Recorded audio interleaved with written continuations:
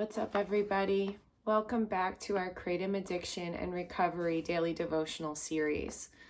So we're in Exodus. We've been there for about a week or so before we took a slight detour last week. And I told you yesterday that we're going to get into some heavy stuff in our upcoming devotionals. We are going to start today talking about idols. And I thought it was going to take a couple or a few days to go through this, but we're actually going to spend as long as we need to in this chapter that we're going to be going over today. And then we're going to be really breaking this down because I found in my recovery process that this was hugely beneficial for me. And so I want to share what I've learned, and I want to take this time to really go into what idols are in our lives and to help us all kind of, get an idea of what they are and change together as we go through this process.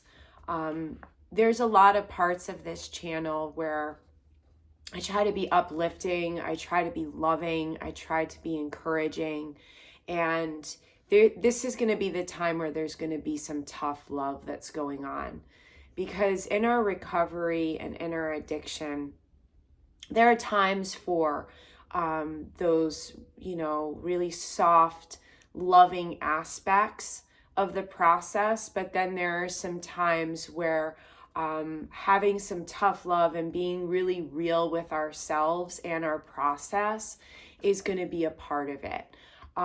So I'm going to go ahead and read this chapter, and then we're going to go over a general overview of what things are going to look like moving forward as we get into this. So we're on Exodus chapter 32, and this is going to be pretty much the whole chapter. So we're going to read that. It's going to be verses 1 through 35. When the people saw that Moses was so long in coming down from the mountain, they gathered around Aaron and said, "Come, make us gods who will go before us. As for this fellow Moses who brought us up out of Egypt, we don't know what has happened to him." Aaron answered them, saying, "Take off the gold earrings that your wives, your sons, and your daughters are wearing and bring them to me."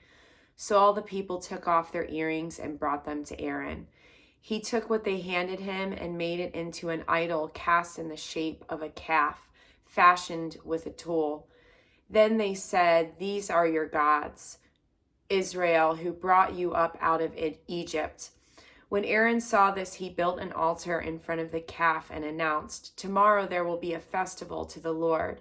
So the next day the people rose early and sacrificed burnt offerings and presented fellowship offerings. Afterward, they sat down to eat and drink and got up to indulge in revelry. Then the Lord said to Moses, "Go down, because your people whom you brought up out of Egypt have become corrupt.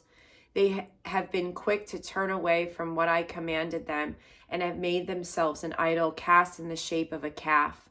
They have bowed down to it and sacrificed to it and have said, 'These are your gods, Israel, who brought you up out of Egypt.' I have seen these people," the Lord said to Moses, "and they are stiff-necked people. Now leave me alone so that my anger may burn against them and that I may destroy them. Then I will make you a great nation." Excuse me. But Moses sought the favor of the Lord his God. "Lord," he said, "why should your anger burn against your people whom you brought out of Egypt with great power and a mighty hand? Why should the Egyptians say, 'It was with evil intent that he brought them out, to kill them in the mountains and to wipe them off the face of the earth'? Turn from your fierce anger, relent, and do not bring disaster on your people. Remember your servants Abraham, Isaac, and Israel, to whom you swore by your own self, 'I will make your descendants as numerous as the stars in the sky, and I will give your descendants all this land I promised them, and it will be with their inheritance forever.' Then the Lord relented and did not bring on his people the disaster that he had threatened. Moses turned and went down the mountain with the 2 tablets of the covenant law in his hands. They were inscribed on both sides, front and back. The tablets were the work of God. The writing was the writing of God engraved on the tablets. When Joshua heard the noise of the people shouting, he said to Moses, "There is a sound of war in the camp." Moses replied, "It is not the sound of victory. It is not the sound of defeat. It is the sound of singing that I hear." When Moses approached the camp and saw the calf and the dancing, his anger burned, and he threw the tablets out of his hands, breaking them to pieces at the foot of the mountain. Excuse me. And he took the calf the people had made and burned it in the fire, and he ground it to powder, scattered it on the water, and made the Israelites drink it. He said to Aaron, "What did these people do to you that led them into such great sin?" "Do not be angry," Aaron answered. "You know how prone these people are to evil. They said to me, 'Make us gods who will go before us.' As for this fellow Moses who brought us out of Egypt, we don't know what happened to him. So I told them, 'Whoever has any gold jewelry, take it off.' Then they gave me the gold, and I threw it into the fire, and out came this calf." Moses saw that the people were running wild and that Aaron had let them get out of control and so become a laughingstock to their enemies. So he stood at the entrance to the camp and said, "Whoever is for the Lord, come to me."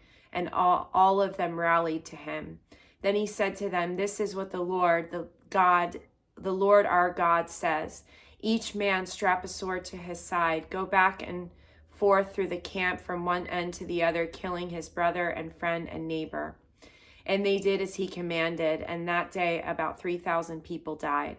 Then Moses said, "You have been set apart to the Lord today, for you were against your own sons and brothers, and he has blessed you this day." The next day Moses said to the people, "You have committed a great sin, but now I will go up to the Lord. Perhaps I can make an atonement for your sin." So Moses went back to the Lord and said, "Oh, what a great sin these people have committed. They have made themselves gods of gold, but now please forgive their sin. But if not, then blot me out of the book you have written." The Lord replied to Moses, "Whoever has sinned against me, I will blot out of my book. Now go lead the people to the place I spoke of, and my angel will go before you. However, when the time comes for me to punish, I will punish them for their sin." And the Lord struck the people with a plague because of what they did with the calf Aaron had made. Man, that's heavy. And like I said, this is going to be some heavy stuff. And as we unfold this and unpack this over the days to come, there's going to be a lot of tough love that's going to be going on. And I say all of this and I share all of this with you, not to come at you and wave my finger around and say, if you're doing this, this is bad. If you're doing that, that's bad. That's not my job here. And I really don't believe in, pushing these sorts of topics on anybody. So if this is not for you, I totally get it. And if you want to join back in when it's a little lighter, I totally get it. But like I said, this was something that really helped me in my recovery process. What this did was it helped me to examine myself and my life, excuse me, again, and take an inventory of what I was focusing on in my life, what I was valuing in my life. Because like I said yesterday when we were going over the 10 Commandments, these guidelines that God laid out in these commandments and in his laws, they're for our better good and they're for our protection. I said yesterday that a lot of people get turned off to this type of thing when we're talking about commandments and sin and God's anger and God's wrath. And I get it. I 100% get it. But when we are in our addictions or in any aspect of really following our own will and our own selfishness, it will always end up leading into destruction. And so these guidelines are laid out for us. And the study that we're going to be going into in Exodus about idols, it's for our better good.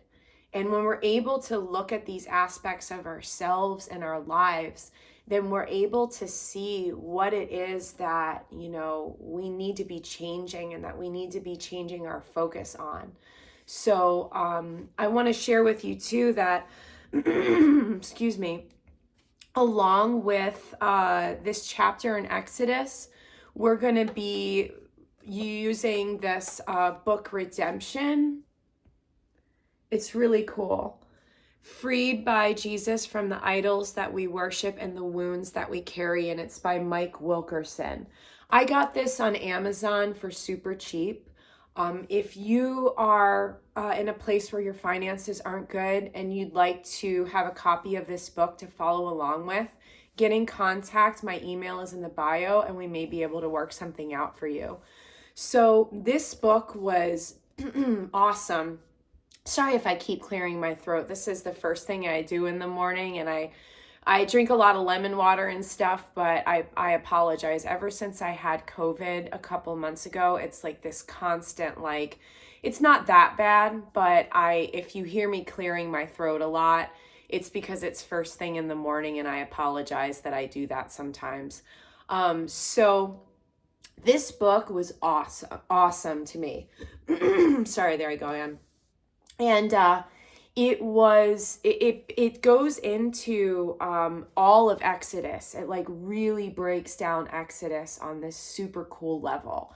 And it takes different people's stories about different idols that they have in their lives, whether it be addiction, whether it be there is somebody with eating disorders, there's somebody with a pornography addiction. And so it takes these personal accounts of people's stories and it relates Exodus and everything about Exodus and in particular idols. And it's super cool. We're not going to go over people's personal stories that are shared in this book. We're just going to be referring to it as we get into studying about idols, what it means in our lives, what they are in our lives. And so it's a really cool book. And like I said yesterday, kratom becomes an idol when we're addicted to it.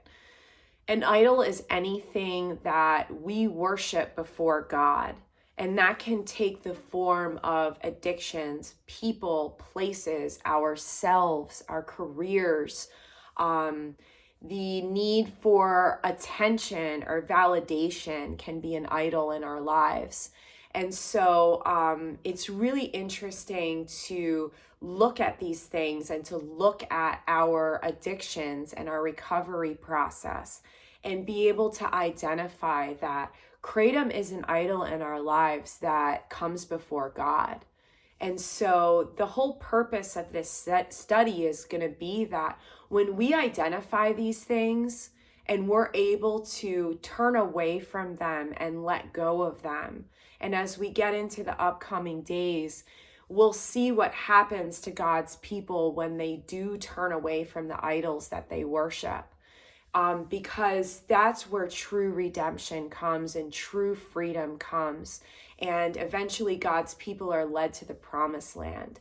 And to me, the promised land is sobriety and is freedom from my kratom addiction. And so this is going to be, I hope, a very practical study that we're going to be able to take a hard look at ourselves and our lives and hopefully be able to identify these idols and then turn away from them. You don't have to want to quit kratom right now to do this study with us. You don't have to, want to even take a look at yourself when we're doing this study. If you just want to follow along and just, observe and check things out, you are more than welcome to do that and to ask any questions that you have along the way. So this is a general overview of what's to come in. I don't know how long this is going to take, guys. I have 10 sections marked on this book here. So that's at least 10 days worth. We could be here for a couple, 3 weeks. I'm not really sure. I'm going to try, as you know, I work full time. And I understand that this is super heavy, and I'm going to try to hopefully do some little videos that are encouraging and uplifting stuff to hopefully balance out with this, heavy duty stuff that we're going to be in for the next at least couple weeks. So if this isn't your thing, what we're getting into, stay tuned, because I'm going to be doing some, lighter, more encouraging things as well. So I love you guys. Let us know how you're doing in the comments section, and I'll see you tomorrow as we get into Exodus and idolatry more. Okay, bye.